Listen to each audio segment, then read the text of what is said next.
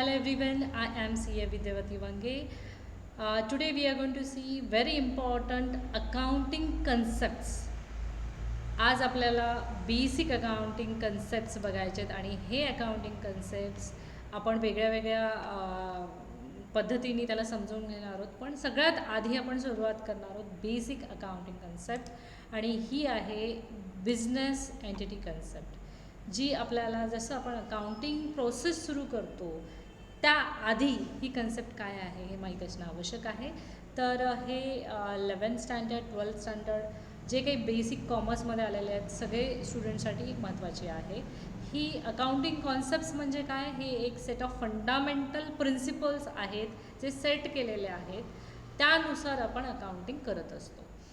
So let's see what is mean by the business entity concept. याचा अर्थच असा आहे की बिझनेस आणि ओनर हे दोन वेगळे वेगळे एंटिटीज आहेत in the angle of accounting. म्हणजेच ओनर आणि बिझनेस, ओनर जेव्हा बिझनेस स्टार्ट करतो आहे त्यामध्ये बिझनेस हे वेगळं सेपरेट एंटिटी आहे आणि ओनर हा वेगळा सेपरेट एंटिटी आहे. याचाच अर्थ बिझनेसला एक सेपरेट आयडेंटिटी दिलेली आहे आणि बिझनेस हा वर्क करतो आहे ॲज एक सेपरेट पर्सन. आपण थोडक्यात म्हणू शकतो it is a separate person, legal entity, त्याला आयडेंटिटी दिलेली आहे. आणि ओनर पण हा सेपरेट आहे, it is not combined. Owner आणि बिझनेस एक नाही आहेत, ओनर हा वेगळा आहे बिझनेसपासनं. म्हणून ट्रान्झॅक्शन जे आपण रेकॉर्ड करतो, आपण जेव्हा अकाउंटिंग करतो तर आपण बिझनेस ट्रान्झॅक्शन रेकॉर्ड करत असतो आणि बिझनेस ट्रान्झॅक्शनमध्ये फायनान्शियल ट्रान्झॅक्शन्स ज्याला मनी बॅक्ड व्हॅल्यू आहे तेच ट्रान्झॅक्शन आपण अकाउंटिंगमध्ये रेकॉर्ड करत असतो.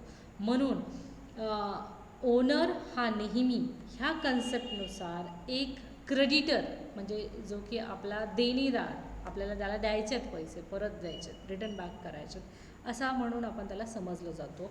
सो जेव्हा आपण रेकॉर्डिंग करतो ट्रान्झॅक्शनची तेव्हा जेव्हा ओनर बिझनेसमध्ये काही पैसे टाकतो त्याला आपण म्हणतो initial investment which is made by the owner into the business. Business start करण्यासाठी जी काही इन्व्हेस्टमेंट केली जाते ओनर थ्रू त्याला आपण कॅपिटल म्हणतो. आणि कॅपिटल हे नेहमी आपण आपल्या बॅलन्स शीटच्या लायबिलिटी साईडला दाखवतो. म्हणजेच काय, आपण ते एक लायबिलिटी म्हणून ट्रीट करतो. जर हा बिझनेस बंद पडला आणि बंद झाला तर जी काही अमाऊंट आहे capital invested bye the owner ती त्याला रिटर्न बॅक दिली जाते. याचाच अर्थ काय आहे, ओनर आणि बिझनेस हे कम्प्लिटली वेगळे वेगळे ट्रीट करायचे आहेत.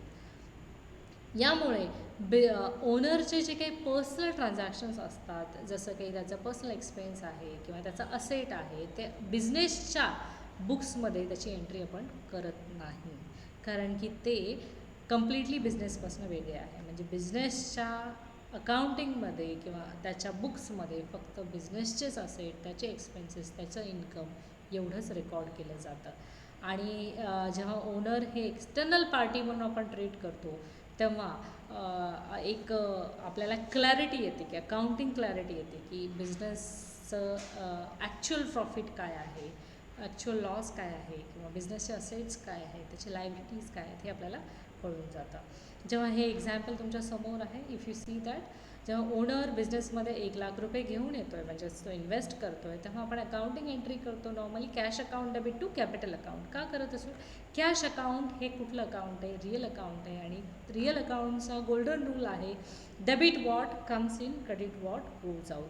म्हणजे डेबिट कोणाला करा, जे बिझनेसमध्ये यायला लागले त्याला करा. तसंच कॅश अकाउंटला आपण डेबिट करतो आहे आणि बघा टू कॅपिटल अकाउंट करतो आहे, म्हणजे क्रेडिट कोणाला करतो आहे तर कॅपिटल अकाउंटला करतो आहे. हे कॅपिटल अकाउंट कोणत्या टाईपचं अकाउंट आहे, कॅपिटलच्या हिडन प्रिफिक्सला आहे इट्स ओनर्स कॅपिटल. लक्षात येते, ओनरनी दिलेले पैसे. So it is a personal account आणि पर्सनल अकाउंटचा रूल काय आहे, debit the receiver and credit the giver.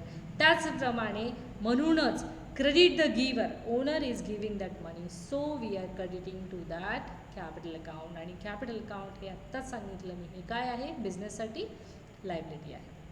तसं सेकंड एक्झाम्पल बघा, जेव्हा ओनर 10,000 रुपये बिझनेसमधनं काढतो आहे, owner withdraws 10,000 from the business, तेव्हा आपण अकाउंटिंग एंट्री काय करतो आहे, ड्रॉइंग्सला डेबिट करतो आहे आणि कॅशला क्रेडिट करतो. कॅशचं तर समजलं तुम्हाला, कारण की क्रेडिट वॉट गोज आउट.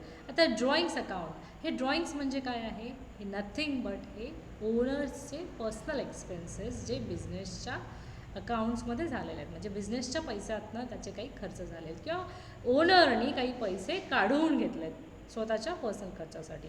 आत्ताच सांगितलं, पर्सनल खर्च हा बिझनेसच्या अकाउंटिंगमध्ये येत नसतो, पण त्याला सेपरेटली अकाउंट केला जातो. जसं कॅपिटलला सेपरेट अकाउंट होतं, तसंच personal expenses of business which is carried on the bond by the business are debited to the drawings account. म्हणून अकाउंटिंग एंट्रीजमध्ये ड्रॉइंग्सला डेबिट केलं जातं. नंतरचं एक्झाम्पल घ्या, जेव्हा बिझनेस कुठलं ओनरची कुठली पर्सनल एक्सपेन्सेसचं बिल पे करते. Let's say that personal grocery bill 2000चं पे झालं आहे, तर ड्रॉइंग्स हे नेहमी आपण डेबिट करतो आहे आणि क्रेडिट कोणाला करतो तर कॅश अकाउंटला. हे बिझनेस एक्सपेन्स आहे का? नाही आहे. म्हणूनच ते ओनरचा पर्सनल एक्सपेन्स आहे, म्हणून त्याला आपण ड्रॉइंग्स म्हणून अकाउंट फॉर करतो आहे. It is not a business expense. त्यामुळे काय होतं आहे, बिझनेस एंटिटी कन्सेप्ट ही जेव्हा आपण अकाउंटिंगमध्ये यूज करतो आहे तेव्हा काय होतं आहे, आपल्याकडे करेक्ट प्रॉफिट कॅल्क्युलेशन येतं आहे. म्हणजेच पर्सनल आणि बिझनेस ट्रान्झॅक्शन कम्प्लिटली वेगळे वेगळे रेकॉर्ड होत आहेत आणि त्यामुळे ॲक्च्युअल बिझनेसमध्ये किती प्रॉफिट झाला, लॉस झाला हे आपल्याला कळतं. त्यानंतर तुमचे जे काही अकाउंट्स बनतात ते एक ट्रान्सपरंट बनतात, क्लीन बनतात. सो त्याच्यामुळे आपल्याला क्लॅरिटी येते. So that is a clarity in the accounts. त्याच्यामुळे नेक्स्ट आपण काय करतो, आपण जे काही मिक्स होणार आहेत ट्रान्झॅक्शन्स ते डिस्टिंग्विश नाही करता येत त्याच्यानंतर. सो जेव्हा आपण रेकॉर्डिंग करतो आहे तेव्हाच आपण त्याला सेपरेट करतो, business and personal transactions. So audit and टॅक्सेशनच्या पॉईंट ऑफ व्ह्यूने हे खूप महत्त्वाची कॉन्सेप्ट आहे आणि ही खूपच महत्त्वाची अकाउंटिंग प्रिन्सिपल्स अकाउंटिंग कन्सेप्ट आहे. सो सगळ्यांना ही कन्सेप्ट समजली आहे आणि प्रॅक्टिकल ॲप्लिकेशन आपण कसं करतो, कसं रेकॉर्ड करतो. जसं ओनर बिझनेसमध्ये इन्व्हेस्ट करतो आहे मनी, सो फर्स्ट ट्रान्झॅक्शन तुम्हाला लक्षात येत असेल तर आपण त्याला ट्रीटमेंट कसं देतो, कॅपिटल म्हणून करतो, पण रेकॉर्ड करतो पण कॅपिटल म्हणून रेकॉर्ड करतो. तसंच ड्रॉइंग्सचं पण रेकॉर्डिंग होते. त्यानंतर जेव्हा आपण नवीन काही गुड्स परचेस करतो आहे बिझनेसमध्ये, we are purchasing the buying the goods for the business. So business expense आहे, म्हणून आपण त्याला परचेस अकाउंटला डेबिट करतो किंवा परचेस अकाउंट हे यूज करून आपण त्याची रेकॉर्डिंग करत असतो. सो जर ओनर बिझनेसची कॅश वापरतो आहे पर्सनल शॉपिंगसाठी, मग ती रेकॉर्ड व्हायला पाहिजे का? येस, ऑफकोर्स रेकॉर्ड व्हायला कारण की पैसे कुठले वापरल्या जातात, बिझनेसचे पैसे वापरले जातात. म्हणून रेकॉर्डिंग कशी होणार आहे, drawings, because owner is a separate from the business. So business entity concept आपल्याला एन्श्युअर करते क्लिअर अकाउंटिंग, ॲक्युरेट प्रॉफिट देते आणि प्रोफेशनल रेकॉर्डसाठी म्हणजे ऑडिटसाठी आणि लीगल अँड टॅक्सेशन रिक्वायरमेंटसाठी खूप हेल्पफुल आहे. So thank you so much. Concept समजली असेल तर we will move to the next concept. Thank you so much.